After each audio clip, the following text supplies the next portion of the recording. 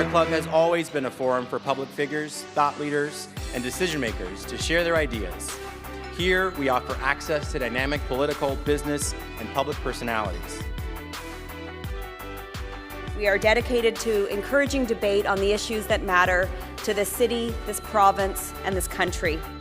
The Canadian Club is one of the most important podiums anywhere in the world that a Canadian can speak to, tell Canadians what it is that they think, develop those thoughts. And so I want to thank you for that very, very much. Please join me in thanking our esteemed panelists today. Through our programs and events, including our youth and young leaders programs, our diversity partnerships, our joint events, and our media and social media opportunities, we offer you access to dynamic political, social, and business figures from abroad and right here at home. The platform from which the eloquence of Canada has flowed all of that time, whether it be business, education, politics, sports, arts, and culture. If someone wants to say something to Canadians about this country and about the future of this country, this is the venue you choose. Good afternoon, Canadian Club members and guests. I really hope that you've enjoyed your lunch, and obviously you're still taking a full advantage of reconnecting with old friends, making some new ones, and just generally being together. So I'm so delighted to see that. My name is Joseph Lowe, and I'm the current president of Canadian Club Toronto. I'm so delighted to be your host today. And while it's truly special to be gathering in person like this once again, I'm also very grateful to all of you who are joining us here online. Thanks to the AV services of Van Valkenburg Communications and LiveMeeting.ca, we are able to amplify our podium directly to you as well. We are deeply appreciative of the generous sponsorship offered by Borden Ladner Gervais and Bruce Power, whose representatives are part of our head table today. So thank you, Christine and Clint, for making this event possible.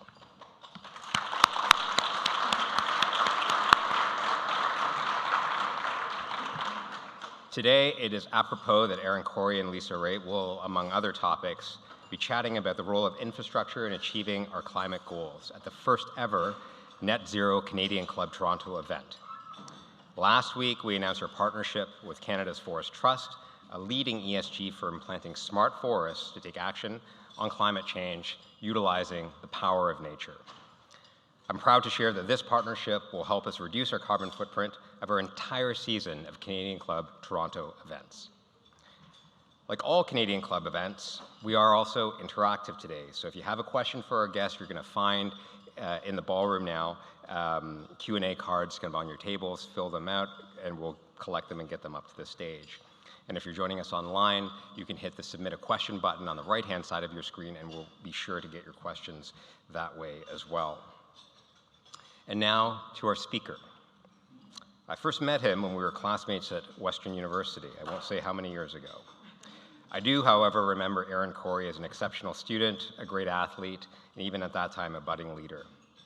Today, his myriad skills serve him well in his role as president and CEO of the Canada Infrastructure Bank. So whether it's light rail transit or teams, building really is in Ehren's DNA. Previously, he was the president and CEO of Infrastructure Ontario, the provincial crown agency responsible for financing, building, and enhancing the value of this province's infrastructure and real estate assets.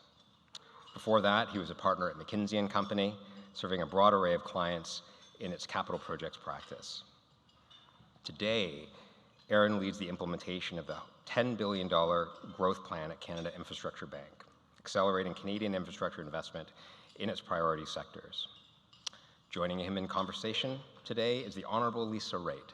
For the past 2.5 years, she has served as Vice Chair of Global Investment Banking, CIBC Capital Markets.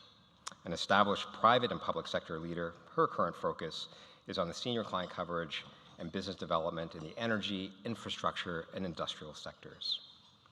Ehren will be joined in conversation by Lisa, after which they will both be joined by a very special guest, a very special secret guest, who I am also very curious to hear from. Ehren and Lisa, it's my distinct pleasure to turn the Canadian Club podium over to the two of you.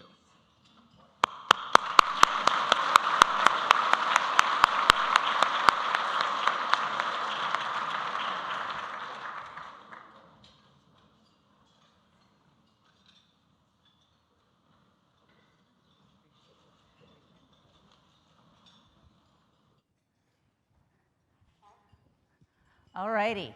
Hello. Got a lot of questions, Ehren. I'm ready. Great. And welcome, and thank you, everybody, those who are tuning in and those who came out today to hear from Ehren and the great things going on in the Canada Infrastructure Bank. So let's start right there. We're coming out of the pandemic, I think, eventually. It feels like it. Where are you now in terms of the Canada Infrastructure Bank? Give us a little bit of an update on what's been going on, and take the opportunity to let people in the room know what's happening currently with you guys. Sure. Thanks, Lisa. And thanks, as you say, it's so nice to be back in a room with people and with people online. I think that's our new world, isn't it?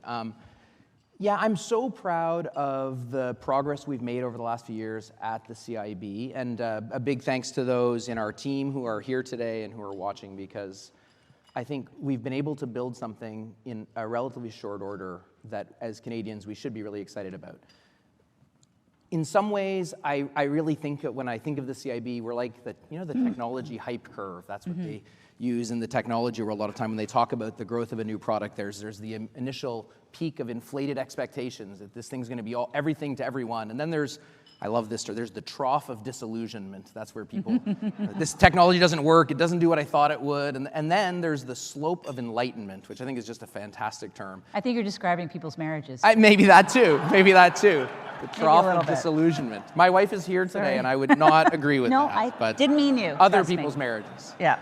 So the slope of enlightenment. The slope of enlightenment, that's where people figure out, how does the product actually work? How can we apply this thing? And then there's eventually the world of maturity and success. And we're really, I think, on the slope of enlightenment. We're in a place now where we've managed to work with project proponents in the public and the private sector for the last few years and figure out what are the things that are getting in the way of infrastructure projects in our country from getting built? Yeah. And how can, through our risk-taking and patient capital, how can the CIB help ignite projects that are stuck?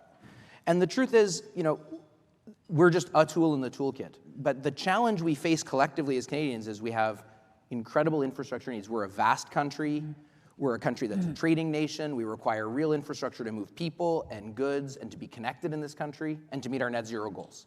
So if you think of how a country like us, what we need, our infrastructure requirements are really vast.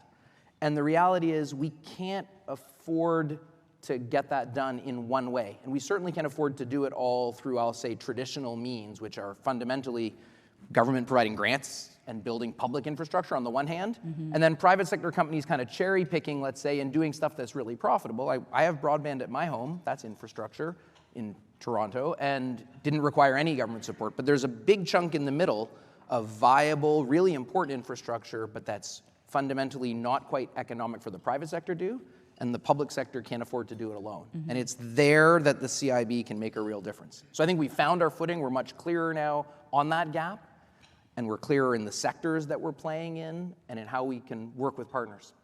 And as a result, if you look at where we are, to catch people up on the story of the CIB, we've, as of last quarter, if I go back to the end of Q1 for us, which was June, we had made 34 investments or investment commitments, either credit agreements signed and funds flowing, or at least a definitive term sheet negotiated and kind of in the closing process on 34 projects. That's about $7.5 billion from us. They represent projects over $22 billion. So if you think about what that is, that's $22 billion, 35 infrastructure projects that were not getting built in this country that now are. And so when I talk about being on the slope of enlightenment, I can now, and some of the partners of those projects are in this room. I see someone from U of T over there who we've done an energy retrofit project with a few months ago. And I see is he a special guest? I see John in front of us in the building we're in today, talking about getting our buildings to net zero. So we've got proof points and examples now across all of our sectors that start to show how the CIB can accelerate the infrastructure build in our country and fill that gap. Okay, so federal parties have been promising, and provincial parties too, have been promising infrastructure plans for as long as I've been running in politics. I knew this wasn't going to stay friendly for very long. No, it's going to be good. I'm actually going to give you support here. So for 25 years, they've been promising infrastructure projects, right? It's always a part of somebody's platform. And in fact, we ended up with Infrastructure Canada. It was part of Transport Canada. When I was the minister, I had pieces of infrastructure. It was all over the place. So having it in one place makes a lot of sense to me. So tell me why CIB is such an integral part to actually going from promising infrastructure to getting infrastructure done. What are you doing differently than what they did in Ottawa in those buildings, other than fight all over the projects all the time?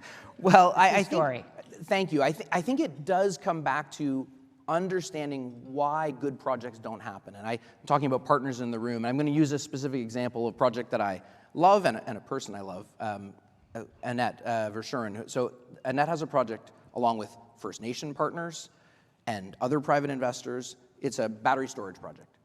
We're aware of that at CIBC. Yes, you are aware of that project as well. We're happy with this project, yes. It's a classic because it's a project that in the fullness of time is commercial. And eventually we're going to see across not just Canada but around the world battery storage as part of our electricity solution. It's the only thing, if we want renewable grids, we need a way to store the power so that when it's not windy, we've got power. There is a viable commercial idea there. There's also a lot of risk and uncertainty. There's risk and uncertainty right now in the development and construction phase of those first few projects. There's risk and uncertainty in exactly what the economics are going to be, how we're going to be able to store and sell back to the grid. The technology is still emerging in some ways in terms of the life and the reliability of the batteries. So all of those things make them, for a purely commercial venture, really risky. And what Annette doesn't need is a grant from government to make that happen. What she needs is a partner like us. I hope, Annette, you agree with me, a partner who can invest alongside her by either providing a loan or some form of equity investment, and we do both, where we can share in some of that risk, the ramp-up risk, the early year adoption risk, and eventually they will not need us. And that's our goal. But in the interim, if we want that project to happen now and not 5 years from now, that's what the CIB can do. And it's different than getting a government grant, and it's different than lots of great projects out there that don't need us at all. But there is a way that we can short circuit or accelerate the development cycle. Okay, so you mentioned some emerging areas, very curious. There's a lot of, look, the Inflation Reduction Act in the United States has certainly made an impact in terms of people looking to put capital into projects and the incentives that go with it. Tell me a little bit about how CIB here in Canada is helping other emerging sectors.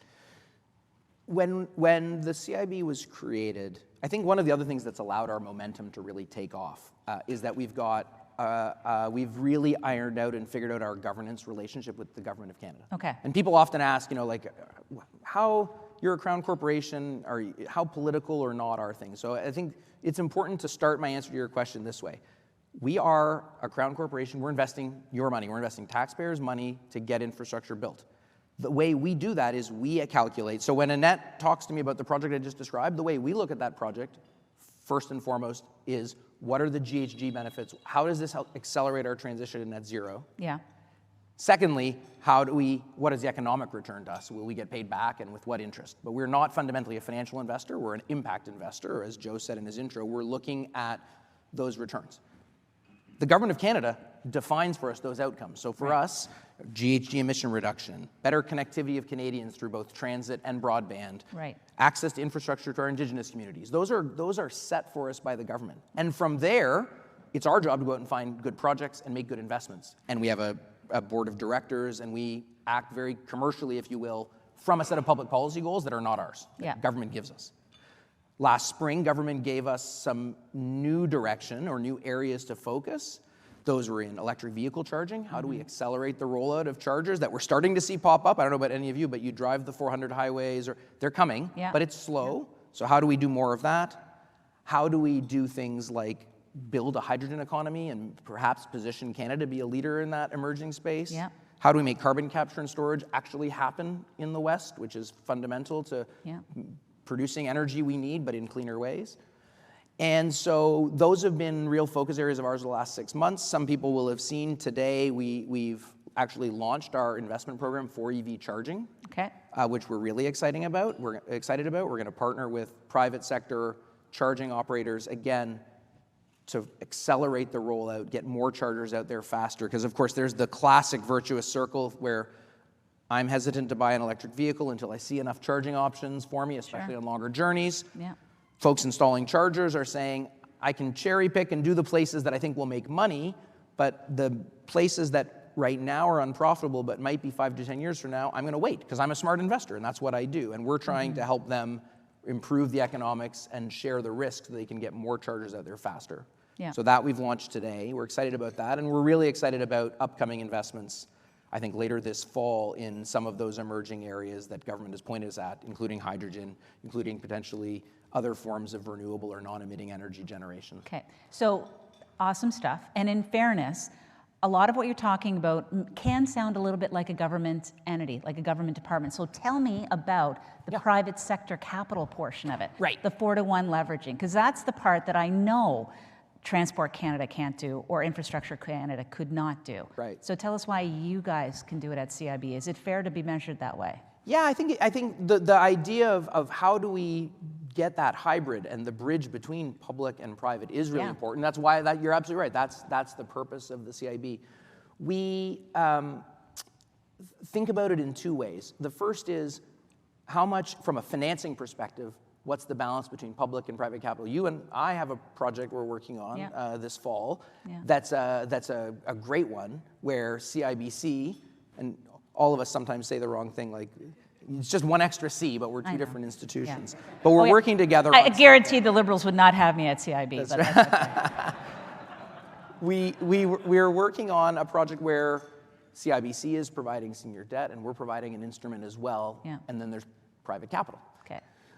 That upfront financing answers the question, how does government not finance all of these things? But remember, our investment in that project is a loan. Others are equity investments. We are getting paid back. So I think people should, sometimes people do really quickly blend us with granting mechanisms. We get paid back. But the real question is, think about the long-term multiplier that comes with that. So in our upfront project together, I think you guys are lending, let's just make an example, you're lending half the total capital cost, we're providing some, and then there's equity, the remainder. Right. Over time, as we get paid back, eventually the cost of that loan to Canada is really measured by what interest rate we charged and what discount or premium that was done at, and what risk we took. But at the end of the day, the cost to Canadians, if you think about it, is only the potential for credit loss or that sort of thing relative to getting a project built. So in our project, that's $150 million, and we might be loaning them, I don't know, $50 million of the dollars up front.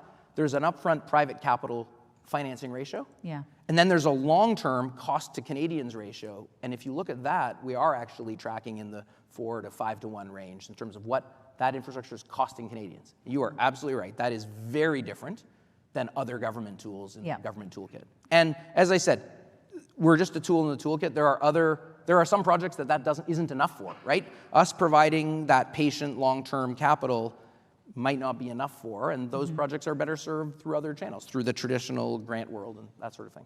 And on the flip side, you also do some advisory too. Yeah, so we've been working, we're not a consulting firm or something. When we do advisory work, it's really in the interest of trying to help a partner scope out a project and make it investable for both the market and for us. We do that with public sector entities, so like we've worked with the province of Alberta. They received a private proponent who wants to build a railroad from the airport to Banff. Super cool, really interesting that a private company came forward with this. We've been working in an advisory capacity with Alberta and the private bidder to try and structure how could that work. We're doing the same thing in Atlantic Canada around transmission assets, where we're thinking about what's the regional solution to getting to fully clean power in the Atlantic provinces, which I know you know very well. So in those areas, what we're trying to do is help bridge between the public entity and the private capital that might come into the deal and figure out how to create something that can work for all. So tell us a little bit more about your EV charging, because I think there's a lot of folks in the room who have taken advantages of the rebates, and people are getting more excited when they're thinking about trading in their old car. They want to think about whether or not they're going to go full EV, and you think about, where am I going to charge this thing on the way into downtown Toronto? So tell us a little bit about your announcement today. Absolutely. So it is a really, again, a good encapsulation of sort of what we are uniquely positioned to do. So the way we think about our role in EV charging is, as I said, to help accelerate the rollout. For level 3 fast chargers, they are businesses. They charge a cost per minute of charging, and there's a certain utilization, of minutes of the day of charging, at which they break even and then start to make money. So the way we've structured our investment, we'll partner with anyone. By the way, anyone who's thinking about the charging business, please talk to us. We will make an investment, and our repayment is tied directly to charger utilization. So there will be a period of forgiveness early on where you don't need to repay. We'll defer payments. And if, because of things that are outside of everyone's control, supply chain bottlenecks, not as many EVs are getting on the road as we all thought, if that defers our payment a little longer, that's great. The chargers are out there and they're operating. As the utilization ramps up, eventually they reach a point where the businesses break even, our interest rate will step up. And where they get even more productive, the chargers, and we think that the private sector partner is making money, our interest rate will step up again. And eventually they'll want to take us out because we'll be more expensive than other choices, other sources of financing, you and others. So we're really filling that gap. And again, I think that's how you can say we're driving private capital into the market, because actually it's not in anyone's interest. If there's a private sector player here who has a business plan to put chargers, I don't know, on the 401 somewhere, and they think they're going to make money, it's actually detrimental to borrow from us because we'll be expensive. Right. Because our financing cost is linked to the utilization. So we're really trying to create a world where the incentives are aligned, where private sector companies are borrowing from us to help them get through that uncertainty hurdle, and then we'll be gone. Okay. And we're excited about it. And as I say, there are also, this is in parallel, we're working really closely with a government department, NRCan in this case, who also have significant grant dollars available. And they're going to be the right people to get chargers to more remote communities where, honestly, a positive economic payback is 10 to 15 years, is longer than the life of the chargers. And so that's a different stream, and honestly, that's not really one we would be best suited to fill. But there is a middle lane that we can, and we're excited to. No pun intended, middle lane. That's well done. But so to your point on just following up on that one, so CIB is stackable with other government programming and other government incentives? Well, often yes, because in many cases, I'll give you a different example. There's a really cool hydro project in northern BC. It supplies power. It's called Atlan. It actually supplies power to the Yukon grid. Okay. And it's a critical, for the territory of the Yukon, critical part of them getting to net zero and getting Indigenous and non-Indigenous communities off of much more carbon-intensive forms of electricity. It's a great project. It has customers in the Yukon. In no scenario does it even with a future carbon price and you layer on all of them, it does not fully pay for itself. Right. It requires a tranche of grant money actually to get to a place where then it's investable for both private partners, Indigenous partners, and the CIB. So yes, in that case, the grant gets it up to a place where we can then treat it as a commercial venture. And in a number of ways, in the transit sector, in the electricity sector, that hybrid kind of model makes sense. We always have to be thinking about not over-investing government money into a project, so we work really closely with our partners at Transport or NRCan or Infrastructure Canada to make sure we're not overstacking. It's a very Ottawa term, but we are absolutely able to do it, and in many cases, it's the right way to get a project done, that blended approach. Yeah, and overdoing it with government money is a very novel approach, too. Yes. So that's a nice way of looking at it. If anybody has any questions from the floor, we can certainly pick up the questions and ask Ehren. Otherwise, I'll just plow on. Let's talk about project implementation. So inflation has gone up significantly. Cost of everything has gone up significantly. Supply chain issues you already talked about. You have a finite amount of money from the government, right? You're kind of capped. Other governments in the UK. Well, you know what? I admire your enthusiasm. That's good. But the reality is that there is a finite amount of money, and you have projects. How do you cope with the change in price? Well, you're absolutely right. And what we are seeing and hearing from our project partners is the challenges of supply chain and are really significant. Anyone who has a construction project quote that's more than 6 months old is redoing it rapidly. Yeah. In many ways, that says that the need for the CIB is greater than ever. Because again, the gap we're filling in the projects is getting more acute. And if there's a time value to the infrastructure, a GHG saving now is more important than 1-3 years from now. A transit rider who's able to access transit when they're currently stuck in their cars and stuck in a parking lot is important. So in many ways, our financing is more crucial now to help projects bridge that gap. And we're seeing that. And so that's putting real demands on us. I think it's requiring us to think creatively about how do we help our partners through that interim period. At the same time, you're absolutely right. We borrow our money from Canada. We have a cost of funds too, just like the rest of the world. And that's going up as rates have gone up. And so we've got to be really disciplined about that. we start every conversation at the CIB from two questions. One, what is the outcome we're getting? How many tons of GHG, or how many new transit riders, or how many new homes connected to broadband? And two, what is the cost to Canada of this loan in the interest rate we would be able to charge? And we're really trying to solve for what do the project on that second question, what do the project economics need? Right? So it's not what can we make, it's what does the project need from us to happen? And you're right, as that gap gets bigger, the need for us gets bigger. What's the pipeline like?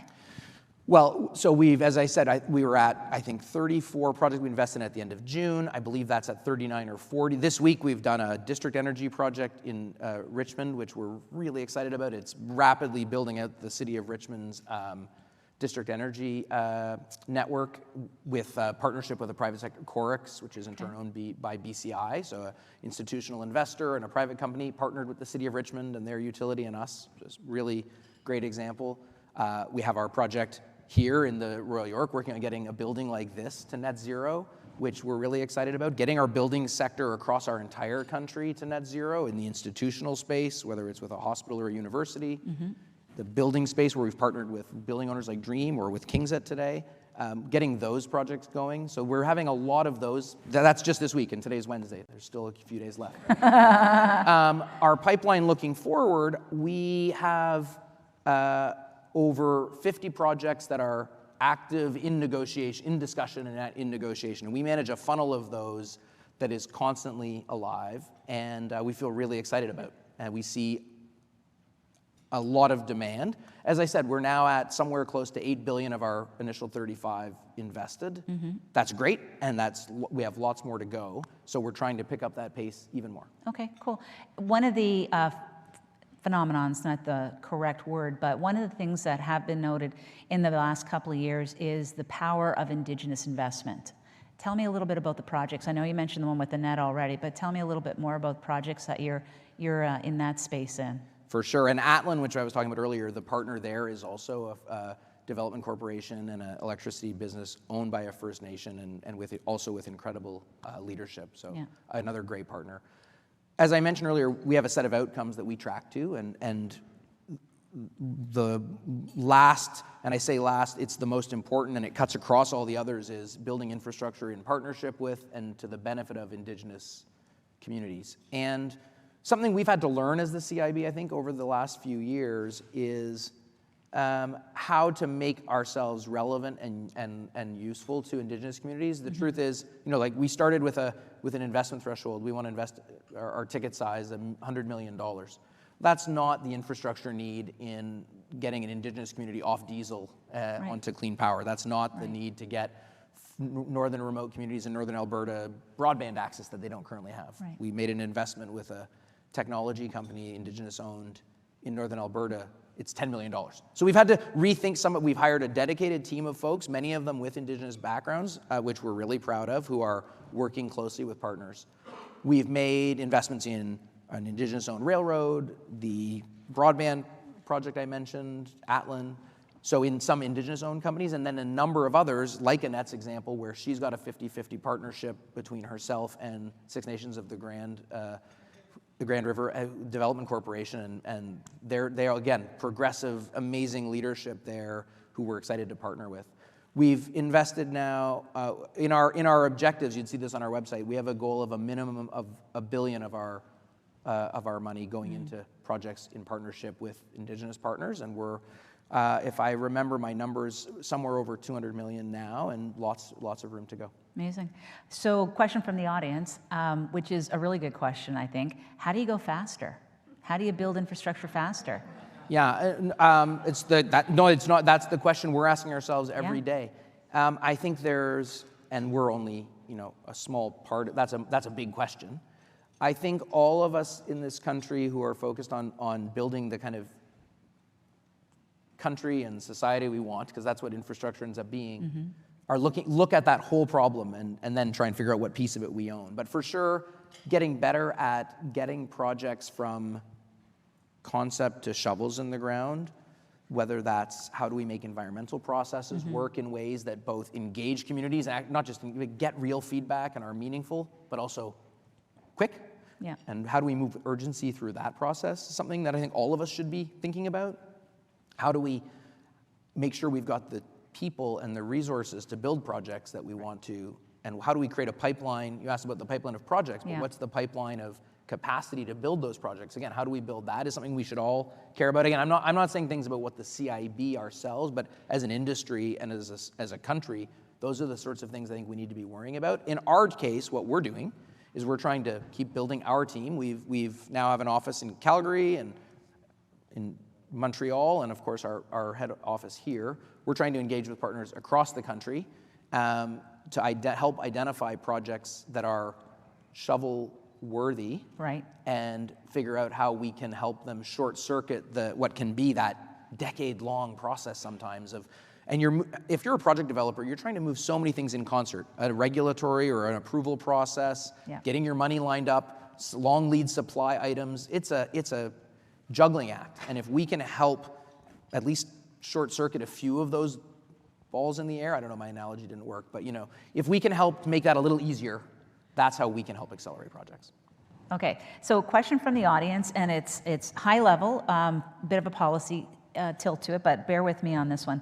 So with all the new investments into EVs, does the CIB plan on working with transit agencies to create a new mode of transportation to service the first and the last mile of the trip, so that you're not jumping in your gas-fired car to go to pick up a transit, so it's one seamless kind of movement, making integrated EVs as part of the transit system? Yeah, it's a really good question. One thing that we've done a lot of that I haven't talked about yet today, but we've made a significant investment in zero-emission fleets with municipalities, buses, and it's mostly been electric buses so far. And so the logic there is you can help transit systems get greener faster, and we're sharing, in that case, we're sharing with the municipalities in the risk of the performance of an electric bus. There's big savings that come with those, so that's the source of repayment is the revenue of those projects, actually the savings from getting off diesel, but the risk that comes with them is battery performance. So that's something we've done a bunch of with Brampton and Calgary and Edmonton and school bus operators across the country as well. To the question about especially first mile, last mile, look, at the end of the day, I say maybe. It's not something we're actively doing yet, but we would, again, the lens for us is what's the GHG emission reduction we could drive out of that? And we rank our investments in that way. We look at the outcome, and it's in an approved sector that we're in, transit and transportation, is a place that we're investing. Is that a way to put our money to work to get big bang for our buck? And I don't know the answer to that, but that's exactly how we would approach the question. Are you focusing more on private-led infrastructure? You're allowed to do that now since Budget 2020. It's a real mix, Lisa, and I think that's as it should be. There are some sectors of our infrastructure is a funny thing, right? And every country has this. We have stuff that's predominantly private sector based. Our broadband, most of it is owned by ISPs, and it's a private sector, but it's clearly a public good and a public asset. Right. And at the other end of the spectrum, our transit systems in Canada are all government owned. And I think we have to be able to play in both of those spaces. I think we were trying to get that balance right and support municipalities, provinces, territories, and Indigenous communities in their goals, but also helping private sector partners accelerate in delivering on public good from their perspective. So I think it's a real balance of both. Okay, Canada Growth Fund was announced this year as well. How do you interact with that? Is it the same thing, or can you give us any insight as to what it is and when it's coming? And well, I'm not. I can't give you too much insight. That's not my department, if you will. Right. But what I can say is I think there's a real synergy or a natural logic you can follow from clean tech, in particular development, and how do we become leaders in specific areas of clean tech? Yeah. How do you help companies scale up and that sort of thing, which is not us. No. And that's pre-us, and I think that's a tool like the Growth Fund could be really good for. And then the Infrastructure Bank, which is about taking those great clean technologies and deploying them at infrastructure scale. Got it. And we're the Canada Infrastructure Bank, and we get we've had great people come to us with great ideas that we would say are not yet ready for infrastructure scale deployment. They want to do a pilot or a test or get the technology ready. And I say to those, the answer isn't no from us. It's not yet, because that's not an infrastructure project yet. So in saying that, I can see a natural complementarity between something like the Growth Fund, but other than that, I don't have any comment about how that's developing or coming together. But I suspect it'll be another tool in the broad toolkit. Right. And it's rarely are we in a world where it's either or. I just think there's a great chance for us to work together. You can see it hanging together. So just to follow, a question from the audience along that lines, which is, will CIB invest in the production of novel tech for energy storage projects? Yes, if it's ready for deployment at infrastructure scale. Exactly. Yeah. It follows directly on my answer. And we're tracking and monitoring. And it's interesting. We have a lot of debate internally about what that means, what from a technology readiness perspective, sort of when is something ready. But our general view is when it's actually ready to be deployed at the scale of infrastructure, that's when it's ready for us. Amazing. I have one last question. I'm going to read it verbatim because it'll probably be meaningful to you, but I may not understand it well. Are there opportunities for improved public transparency around the CIB concessional frame or concessional finance? Can you push a higher standard?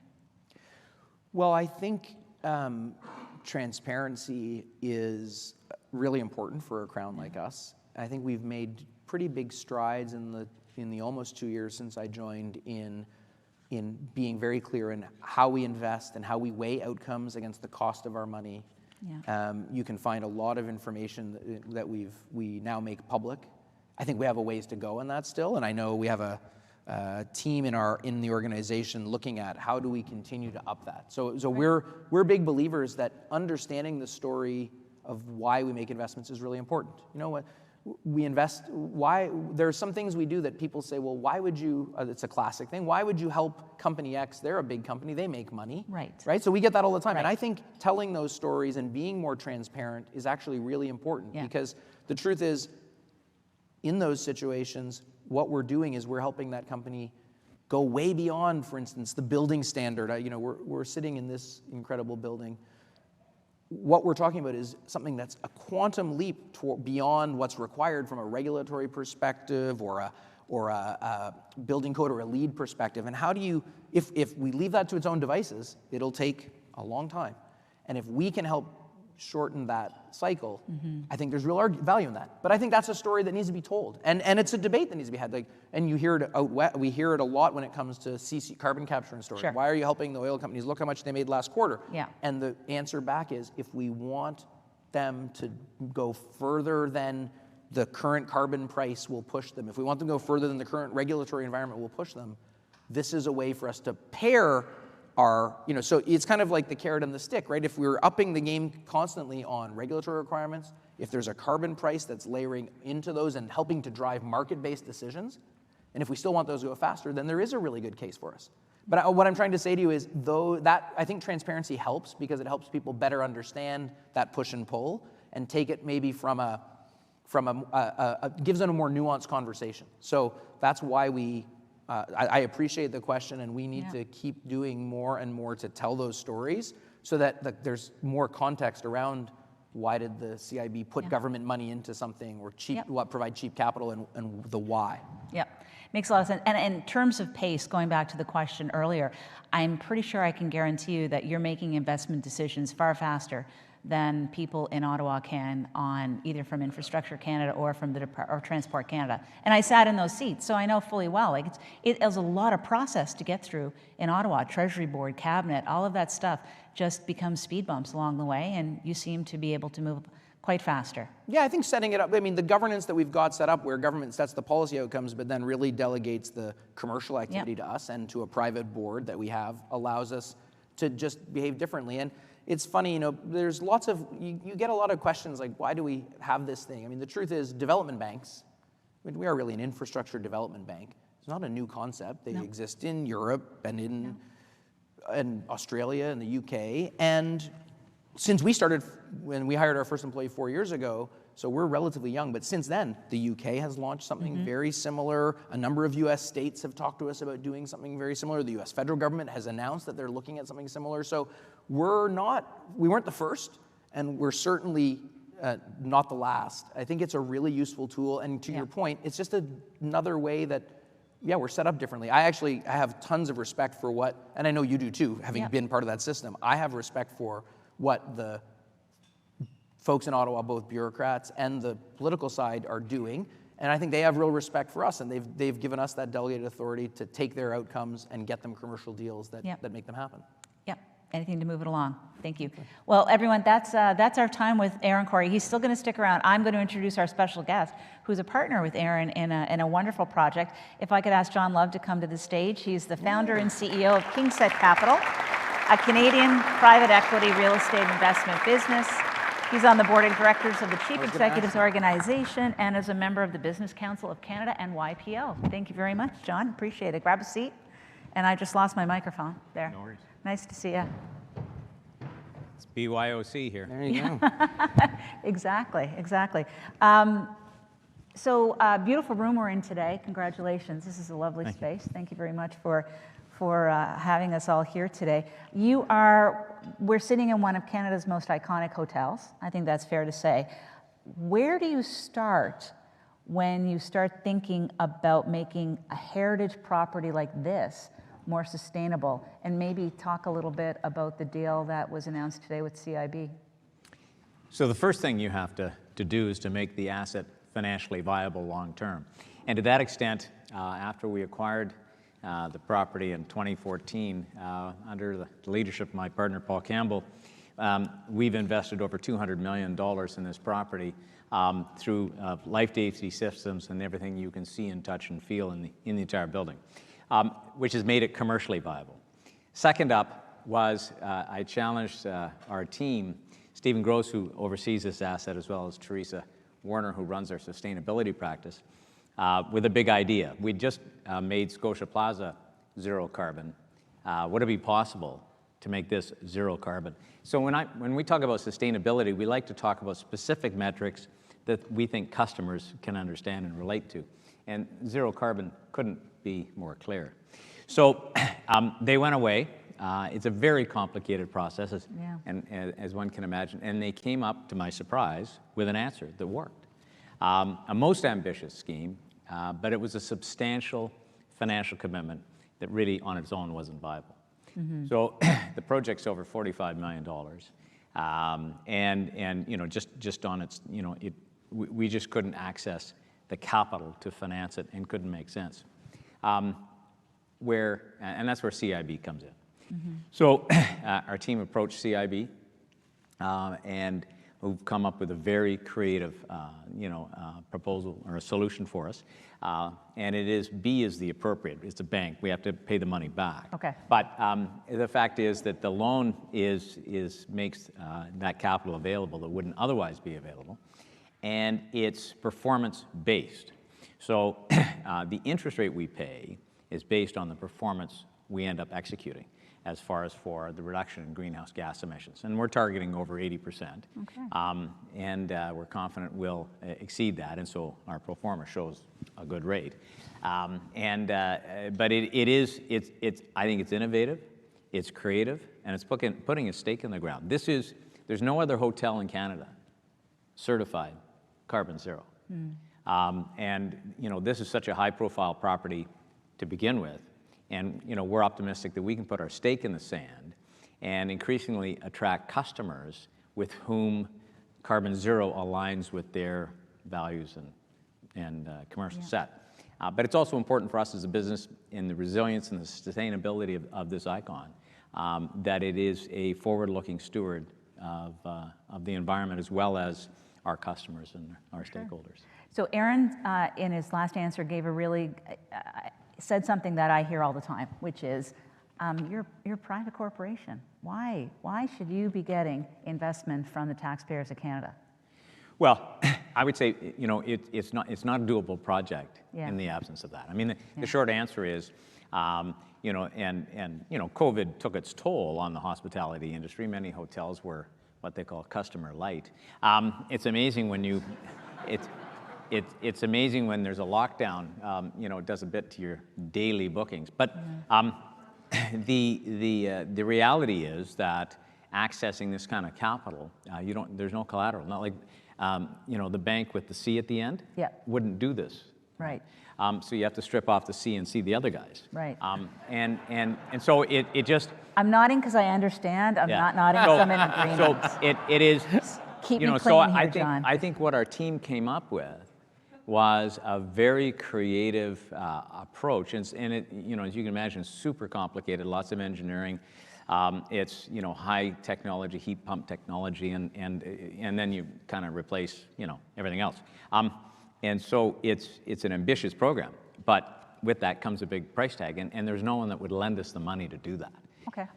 And then in addition, the performance-based incentive from CIB is a most interesting model because they require us to put our money where our mouth is. They're not just lending us the money. They're lending us the money, and, you know, based on us achieving certain performance objectives that are in their policy set, which align with our policy set. But I mean, it's certain objectives, and I think CIBC, and you know, they've been tough, constructively tough. I mean, it's been like appropriate. There's no gift here. There's no free lunch, right? This is you know, a hardcore business on both sides of the table, yeah. And I think is generating a really constructive outcome for Canada. I mean, just, you know, zero carbon, the Royal York Hotel, that puts a stake in the ground. It does. And you know, we'd be optimistic. I mean, now, you know, we're doing this through our office portfolio. We've got a bunch of other files also that we're working with CIB on, and we're hopeful that we'll have some progress with those as well. But, you know, because, you know, we are big believers that this is the future.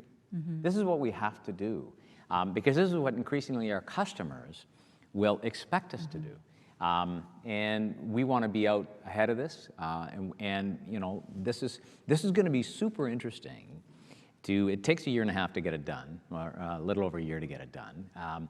But once it's done, it's going to be super interesting to go to customers who have in their annual reports or their sustainability statements or whatever that they, you know, believe in ESG and those sort of things, and we'll say, well, where are you having your next conference? Yeah. You know, I'm just saying. Yeah. But yeah. I like it. So you know, but I you know, this kind of progress tells also the community it's doable. Yeah. Because most people would say, you know, you got a 90-year-old hotel, it's 1.5 million square feet. This is a big building, right? Yeah. And you can make that zero carbon. Well, you can. It's just not a simple process. Any lessons that you're going to take from what you did in Scotia here? Well, Scotia was, you know, which obviously, I mean, it in itself is a 1.5 million square foot building. It had, you know, it informed a variety of decisions for the team, but it also set our office platform in Toronto. I mean, we'll have all of it carbon zero. I think all of it. Somebody probably just cringed in the room, but almost all of it. Or all of it zero carbon within 4 years. And of course, people say to me, we can get there by 2035. I said, you look now, you know how old I am?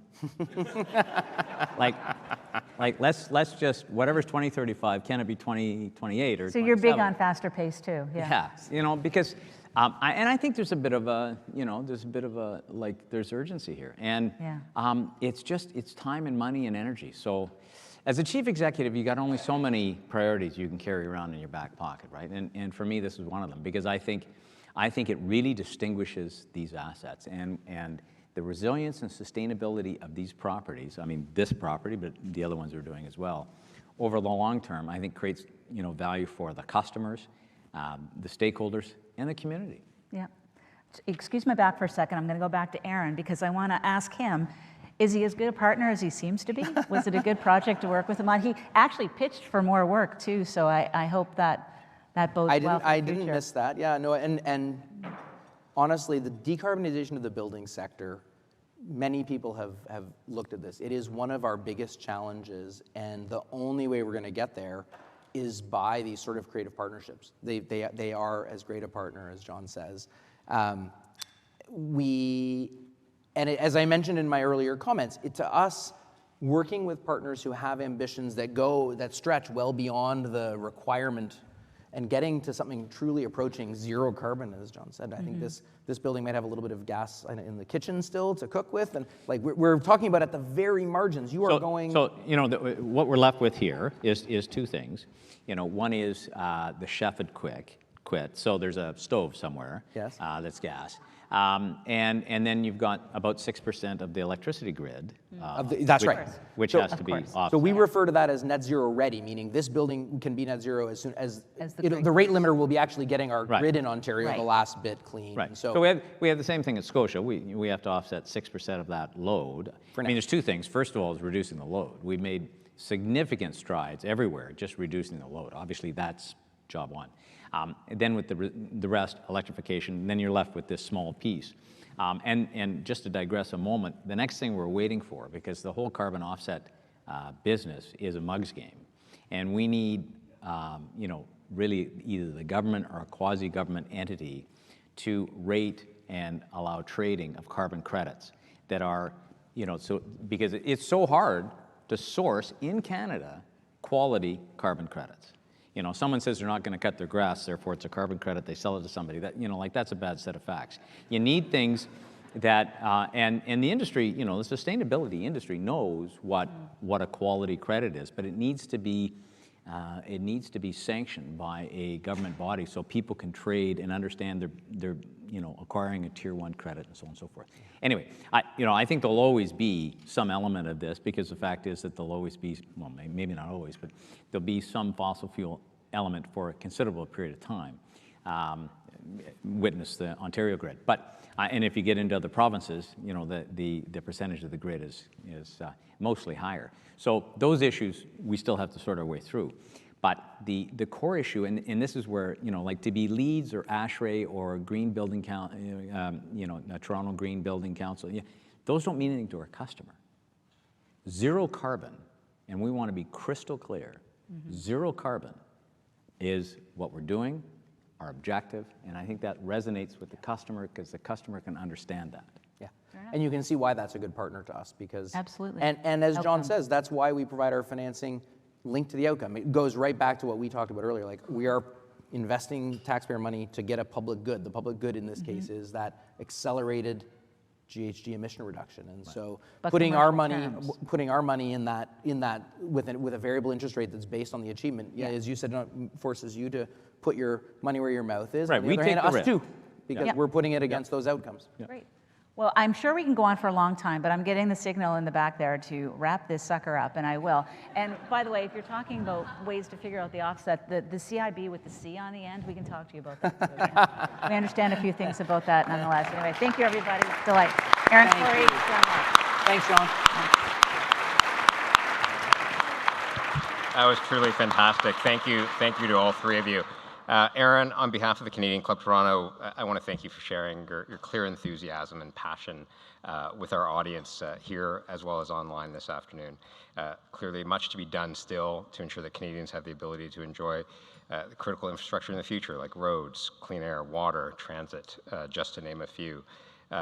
So I think from a global perspective, we learned that we're doing well, but there's clearly much more that can be done to ensure equitable access really to coast.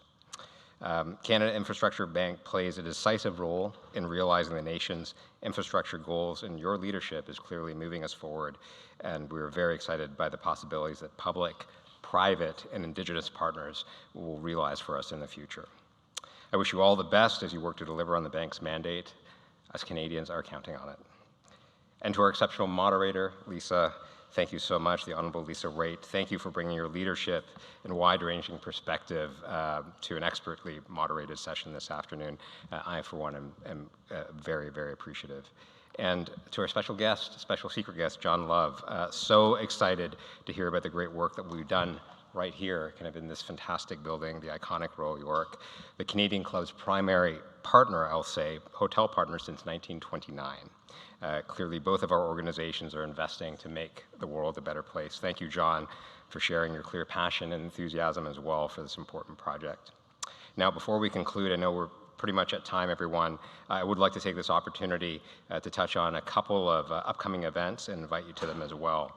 Tomorrow, right back in this room, we have an economic outlook that addresses a potential recession and whether it's a necessary correction or a deep structural reset.